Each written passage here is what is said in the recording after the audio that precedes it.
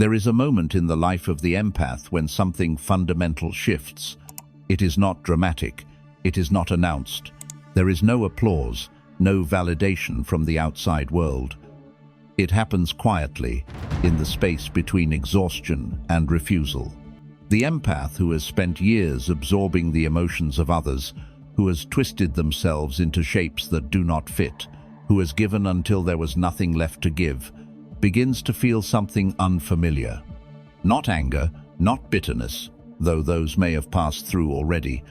What arrives is colder, clearer. It is the withdrawal of energy from places it was never meant to go. Jung understood this process not as healing in the conventional sense, but as individuation. The empath does not become kinder after this shift. They do not become more giving.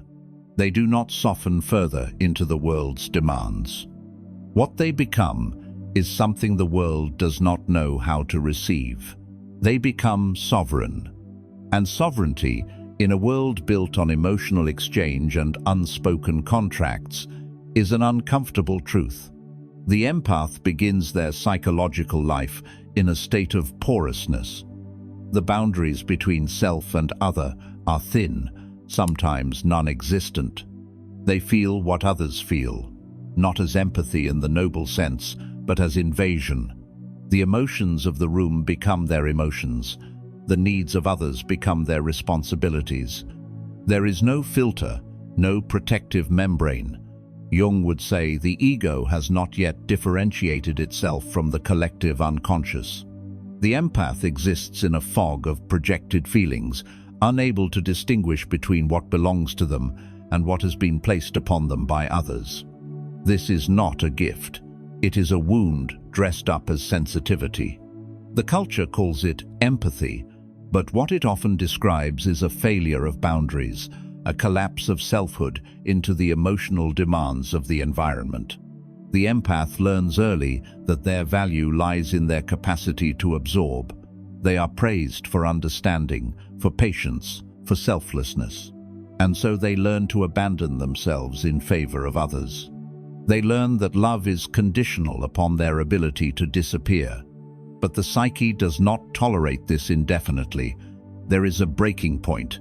It arrives differently for everyone. For some, it is betrayal. For others, it is exhaustion so complete that the body begins to shut down. For others still, it is the slow realization that no matter how much they give, it is never enough. The people they have poured themselves into remain unsatisfied, or worse, they expect more. The empath begins to see that their generosity has not been met with gratitude, but with entitlement. And this is where the process begins. Jung called it the confrontation with the shadow. For the empath, the shadow is not cruelty or selfishness in the traditional sense. The shadow is the part of them that was never allowed to say no. The part that was taught to override its own needs in favor of harmony.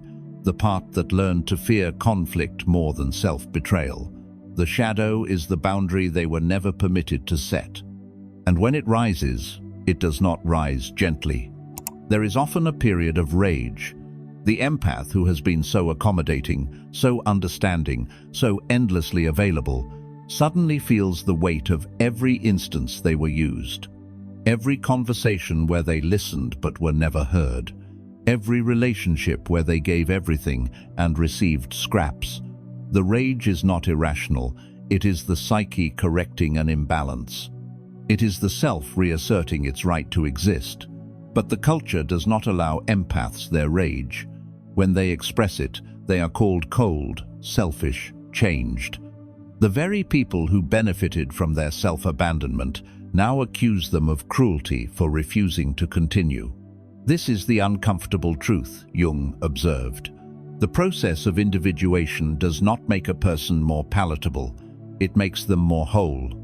And wholeness includes the parts of the self that were buried to keep the peace. The healed empath is not nicer, they are clearer. They do not rush to fill silence with reassurance. They do not absorb the discomfort of others to make the room feel safe. They allow people to sit in their own emotional experience. And this, To those who have grown accustomed to the empath's buffering presence, feels like abandonment. But it is not abandonment. It is the withdrawal of a projection. The empath was never responsible for managing the feelings of others.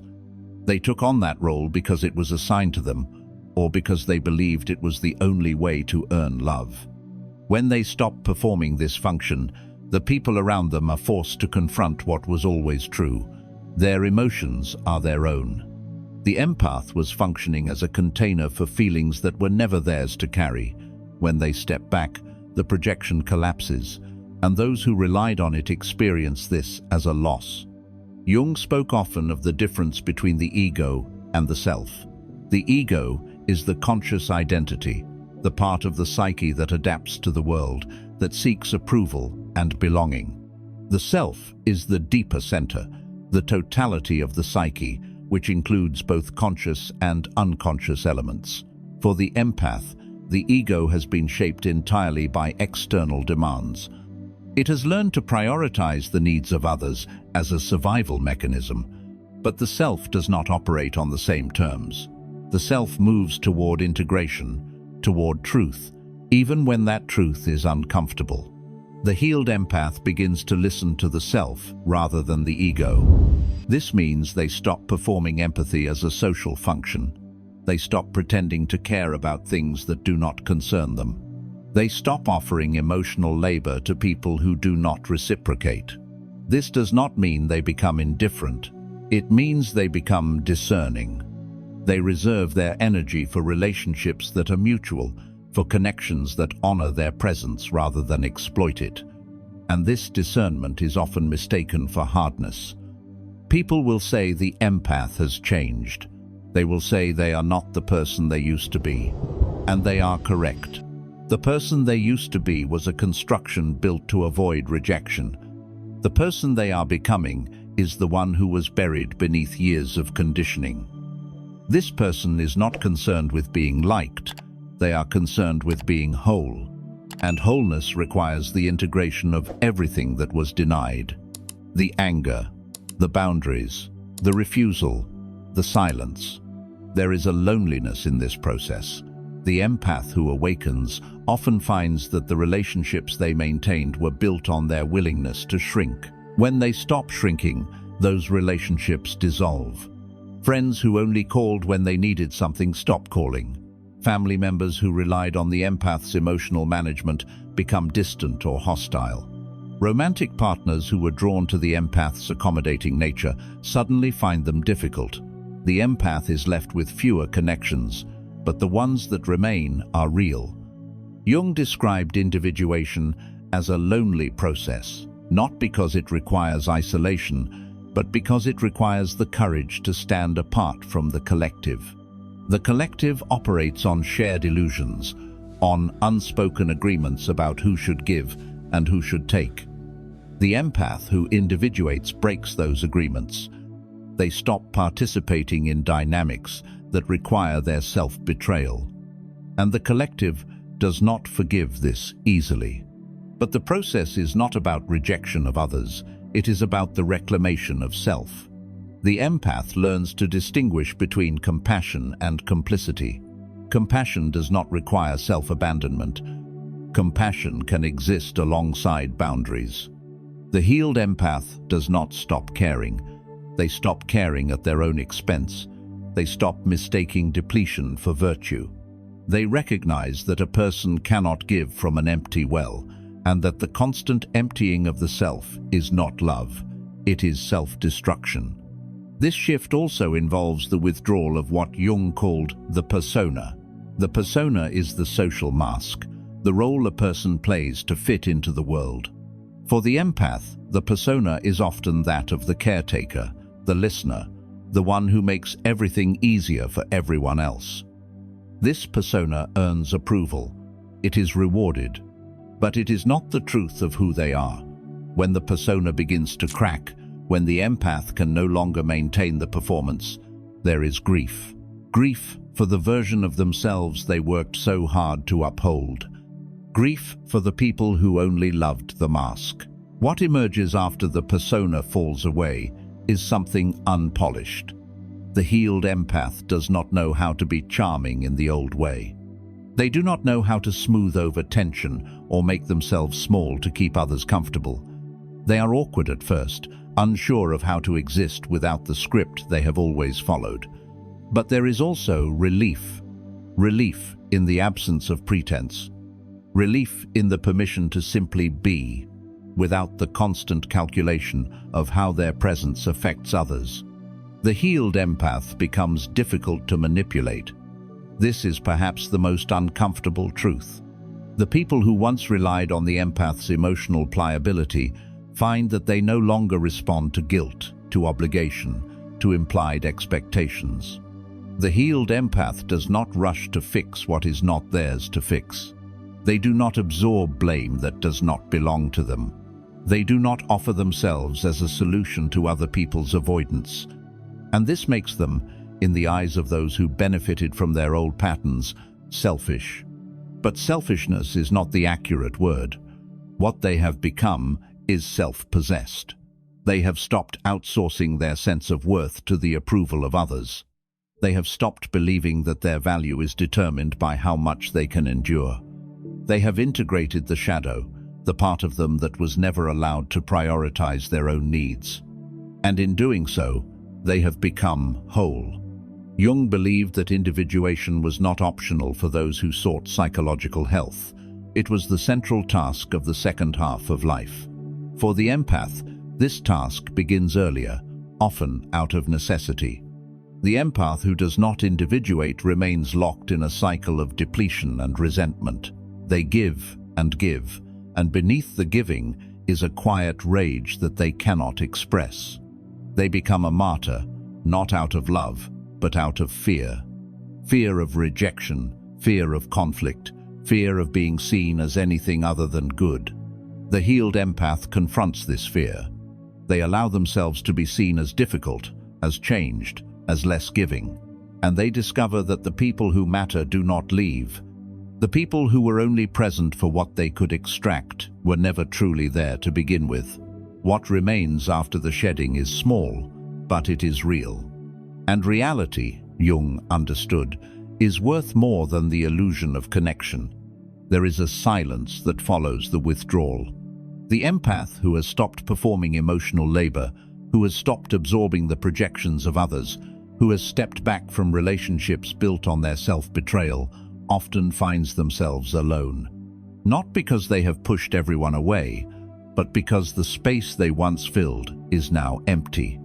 The people who depended on that space do not know what to do with the absence. They do not reach out to ask what happened. They do not inquire into the empath's well-being. They simply move on, searching for someone else who will perform the function the empath no longer provides. This is not cruelty on their part. It is unconsciousness. Most people do not know they are extracting. They believe the empath enjoys giving.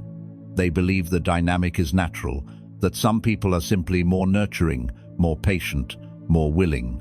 They do not see the cost because the empath has hidden it. The empath has smiled through exhaustion, has offered reassurance while drowning, has maintained the appearance of endless capacity. When the empath finally stops, the people around them do not understand it as self-preservation. They understand it as rejection. Jung spoke of projection as one of the primary mechanisms through which people avoid their own unconscious material. The empath becomes a screen onto which others project their need for comfort, for resolution, for a mirror that reflects only what they want to see. The empath, in their unhealed state, accepts these projections. They take on the role of therapist, mediator, emotional shock absorber. They do this not because they want to, but because they have been conditioned to believe that their worth is tied to their usefulness. When the empath withdraws the screen, the projections have nowhere to land. The people who relied on the empath must now face their own discomfort, their own unresolved feelings, their own need for external validation. This is why the healed empath is often met with hostility. They are not being punished for what they have done. They are being punished for what they have stopped doing. They have refused to continue managing the emotional lives of others. And that refusal is experienced as a transgression. But the empath, in their healing, begins to understand that they were never responsible for this management. They were never meant to carry the weight of other people's unprocessed pain. The role was assigned to them, and they accepted it, but it was never theirs. Jung would say that the empath was living out a role dictated by the collective unconscious, a role shaped by cultural and familial patterns that have nothing to do with their true nature. The process of individuation is the process of distinguishing between what is truly theirs and what has been imposed upon them. This distinction is not easy. The empath has spent so long believing that their sensitivity is their defining feature. They have built an identity around their ability to feel deeply, to understand others, to offer comfort. When they begin to withdraw that offer, they must confront the question of who they are without it. If they are not the one who listens, who soothes, who gives endlessly, then what are they? This is the crisis of identity that accompanies the healing process. The old self, the one who existed in service to others, must die. And the new self, the one who exists in service to the truth, must be born. Jung called this death and rebirth, the process of transformation. It is not metaphorical. The empath who individuates experiences a genuine psychological death. The structures that held their identity in place collapse. The relationships that defined them dissolve. The beliefs that kept them compliant are exposed as illusions. What is left is raw, unformed, uncertain. There is a period of wandering, of not knowing, of feeling untethered from everything that once felt solid. This is the descent into the unconscious. The empath must face the parts of themselves they have avoided, the anger they suppressed, the needs they denied, the resentment they buried beneath layers of understanding and forgiveness. These elements do not disappear simply because they were ignored. They accumulate in the shadow, waiting. And when the empath finally turns toward them, the confrontation is overwhelming. But it is also necessary. The shadow cannot be integrated if it is not acknowledged. The empath cannot become whole if they continue to deny half of their emotional reality. Jung believed that the shadow contained not only the rejected aspects of the self, but also untapped potential.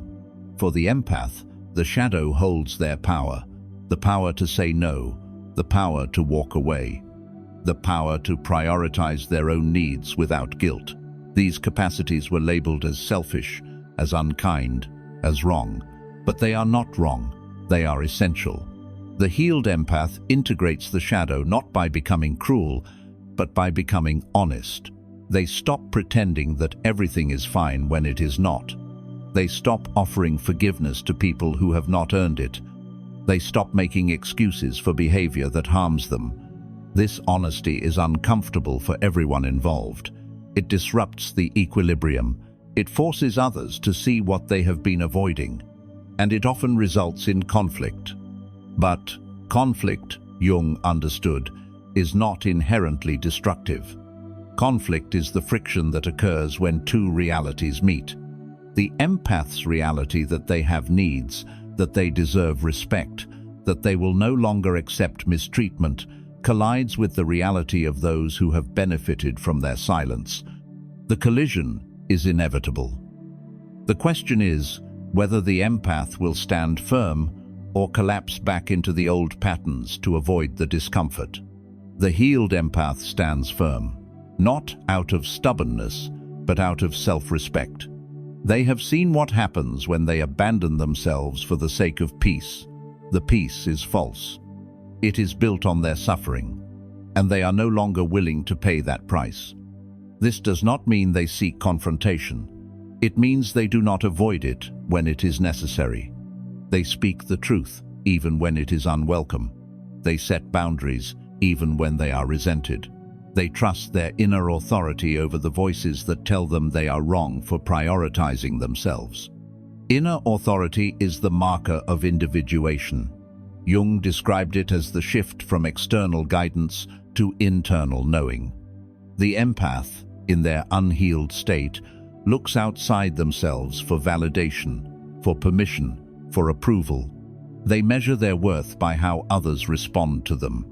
The healed empath no longer requires this external measure. They know what is true for them, and they act accordingly. This does not mean they are inflexible or closed to feedback. It means they have a center, a stable core that is not swayed by every opinion or reaction.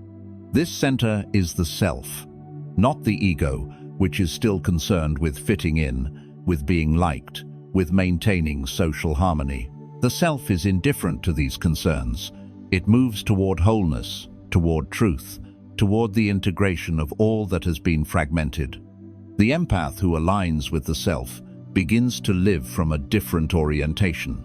They are no longer reactive, they are responsive. They do not absorb the emotions of the room, they observe them. They allow others to have their experiences without taking responsibility for those experiences. This is the most profound shift. The empath learns that they can care about someone without fixing them. They can witness someone's pain without becoming consumed by it. They can offer support without sacrificing themselves. This is true empathy, not the distorted version that requires self-abandonment. True empathy includes the self. It honors both the other and the one who is giving. It does not demand depletion as proof of care. The people who cannot accept this version of empathy will leave. They will accuse the healed empath of being cold, of being selfish, of no longer caring. But what they are really saying is that the empath is no longer useful to them in the way they want. They are mourning the loss of the function, not the person. The empath must allow this mourning without taking it personally. It is not a reflection of their worth. It is a reflection of the dynamic that was never sustainable. What remains after these people leave is space. Space for the empath to discover who they are when they are not performing. Space for relationships that are reciprocal. Space for rest, for stillness, for the quiet that was never possible when they were constantly attuned to everyone else's needs. This space is sacred. It is where the true self emerges. Not the self that was shaped by obligation, but the self that exists simply because it exists. Jung believed that the ultimate goal of individuation was not happiness, but completeness. The healed empath is not necessarily happier in the conventional sense. They may have fewer friends, less external validation, more solitude, but they are complete. They are no longer fragmented by the demands of others. They are no longer living a life that belongs to someone else. They are whole, and wholeness, though uncomfortable, is the only state in which true peace is possible. The empath who has healed does not announce it. There is no declaration, no moment of triumph. What happens is subtler. They stop explaining themselves. They stop justifying their boundaries. They stop seeking permission to exist on their own terms. The need for external validation fades, not because they have become arrogant, but because they have found something more reliable within themselves. They have touched the part of the psyche that Jung called the self, the organizing principle that transcends the ego's need for approval. This is not a state of perfection. The healed empath still feels. They still have moments of doubt, moments where the old patterns whisper that they are being too harsh, too selfish, too much. But these moments no longer dictate their behavior. They observe the whisper, recognize it as a residue of the past, and continue forward. They have learned to distinguish between the voice of their conditioning and the voice of their truth, and they have chosen the latter, even when it is harder. There is a quality to the healed empath that others notice but cannot name. They seem less available, but not unkind. They seem more distant, but not cold. They are present, but not porous. They listen, but they do not absorb. They care, but they do not carry. This quality unnerves people who are used to the old version. It challenges the unspoken agreement that the empath will always be the one to bend, to accommodate, to smooth things over. When the empath stops bending, the people around them must either adapt or leave. Most leave. Jung understood this as necessary. Individuation is not a process that includes everyone. It cannot be. The empath cannot become whole while maintaining relationships that require their fragmentation. They cannot honor their own needs while constantly deferring to the needs of others. The shedding of these relationships is not failure, it is clarity. It is the psyche protecting itself, choosing integrity over belonging. What the healed empath discovers is that belonging was always conditional.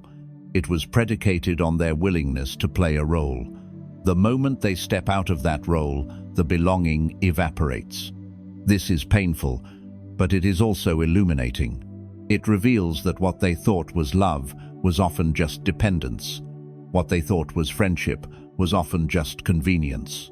The people who stay are the ones who can accept the empath as they are, not as they were needed to be. These relationships are rare.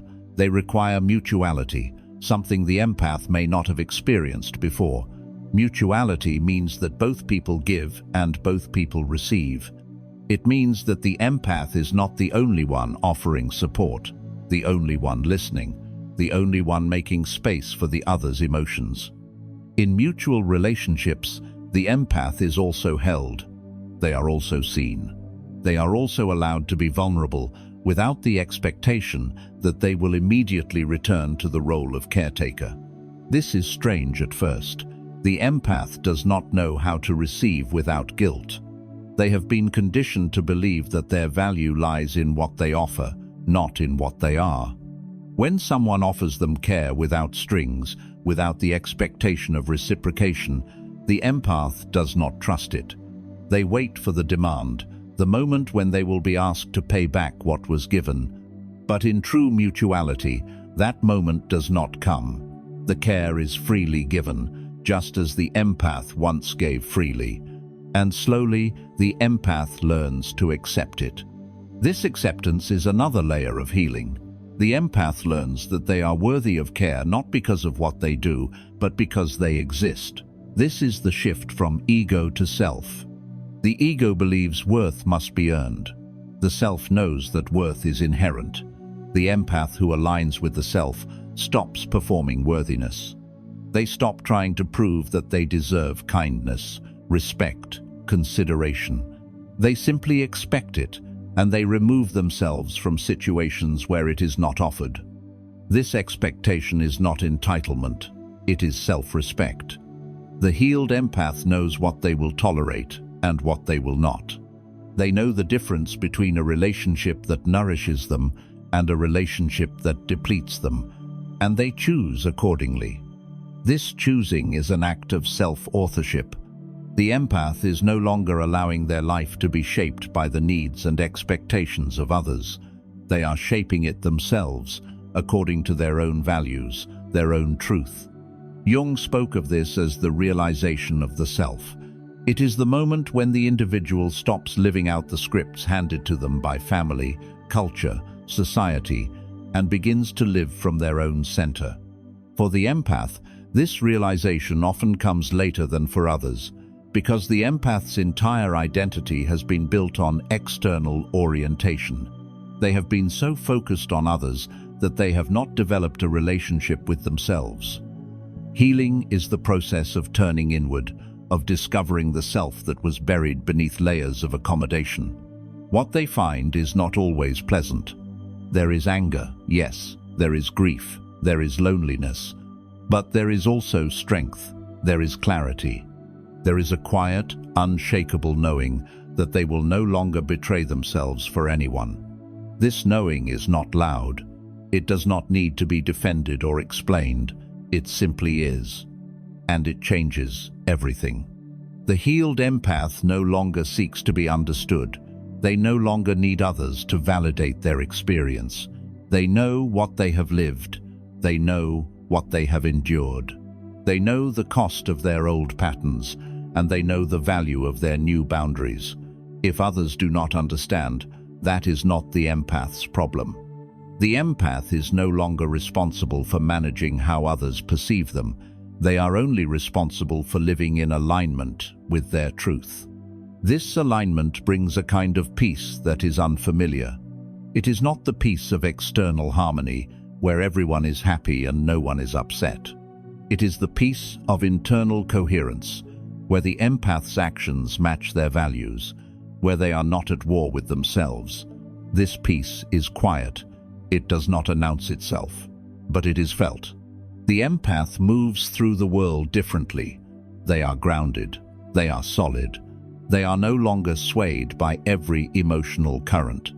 People sense this and respond in different ways. Some are drawn to it.